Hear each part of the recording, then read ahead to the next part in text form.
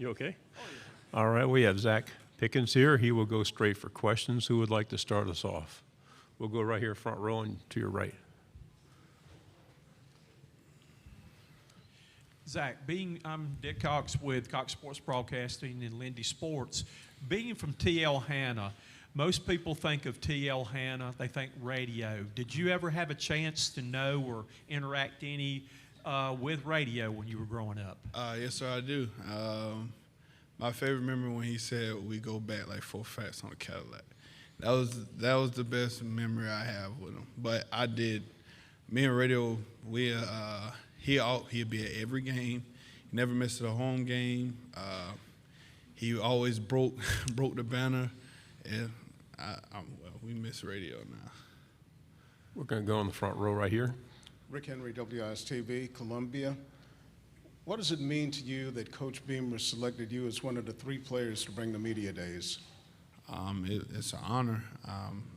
I'm glad he chose us 3 to represent South Carolina, and mainly we do everything right. We do everything we're supposed to do with the coaches, workouts. We're there on time. We do everything that they tell us to do. We'll go to your right here in the second row. Zacch, Mike Yuba, Gamecock Central. For some of the younger guys, being able to get 7 wins last year, I mean, that's not something that the last couple of groups above them have experienced, that success. How do you guys manage the expectations that are higher right now in quite some time? And for you personally, as an upperclassman, how important would it be to go out here this season and be able to leave something better off than how you got it when you arrived?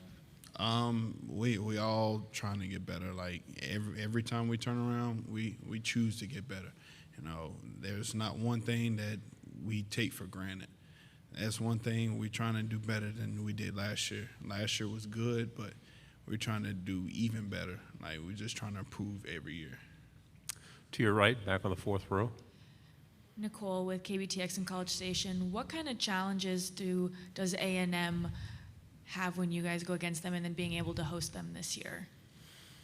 The challenges, really, it was Isaiah Spiller. Their running back core was like the best we ever seen. So it was hard trying to stop both of their running backs. So now he's gone. I think both of them left. I'm not sure, but we have like an advantage now because they ain't really got nobody that decent like that, running back wise, because their running backs was pretty good. In the middle here on the second row. Anthony Patterson with the Atlanta Voice. Obviously, Georgia's one of your SEC East rivals. What is it like game planning against them? And obviously, the quote from Beamer after the game went viral. What do you remember most from that game that you know you want to build upon when preparing for them this year? Oh, they try to out-physical you. So with that, we got to figure out how we can be more finesse with them. Because, I mean, they are the number 1 team. They are a good team. We try to choose a good great game plan against them because, I mean, they're a good team, good football team. We'll go to the front row here on your right. Growing up again in Anderson in the upper state part of South Carolina, you were right down the road from that team in Orange that nobody likes to talk about right there. What was it that attracted you to South Carolina over probably a lot of people in your community probably wanting to pressure you to go wear orange? A lot of them wanted me to go there since it was like 20 minutes, 25 minutes away. What made me come to South Carolina is everything they got there, like the nutritionist staff, Kristen, it's the atmosphere, the fans, like Willie B, it's amazing.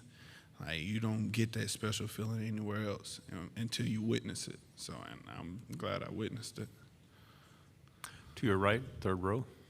It's Cam Gaskins with ABC Columbia. It feels like heading into year 2, the external perception of this team is a little bit higher. The expectations feel different. But internally, with the guys in the locker room, I'm curious how you feel this team might be different than last year's team.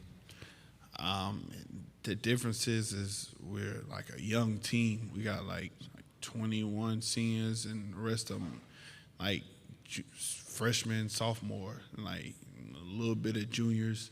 But it's time for that half to step up because we're leaving.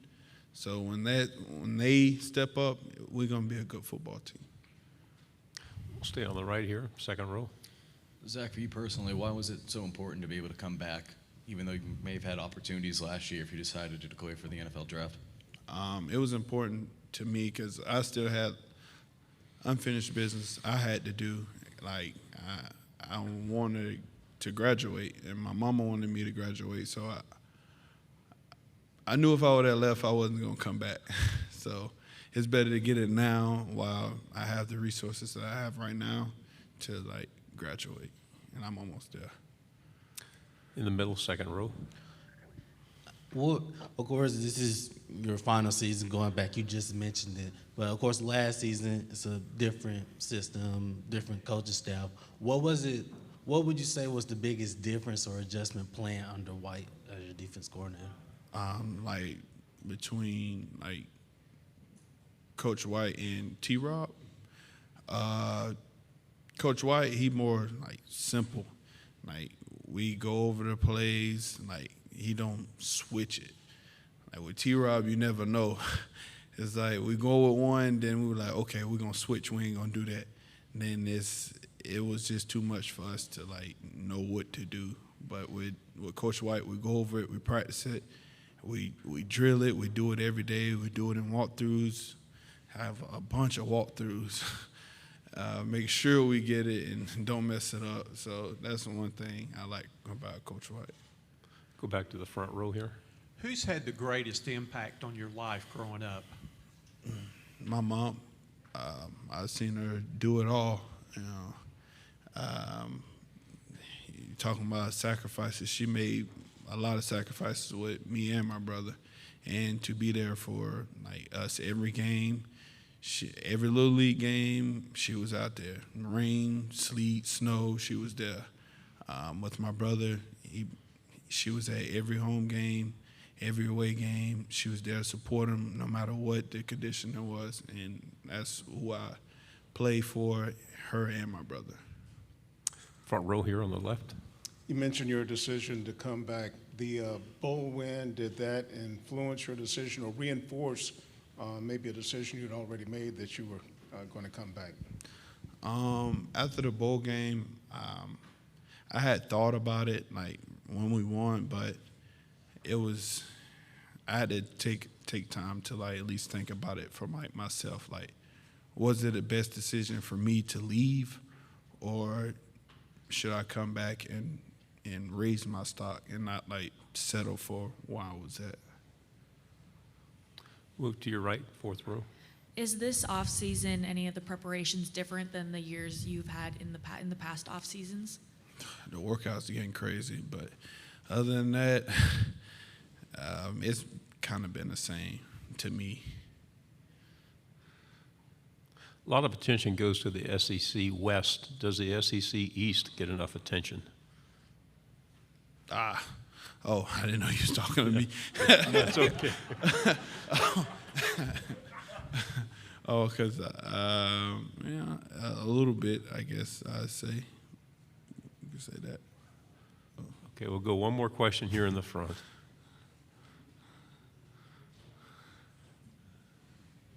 You talk about the off-season workouts. Talk about what it's like working with Luke Day, that he's kind of a highly motivated guy, isn't he?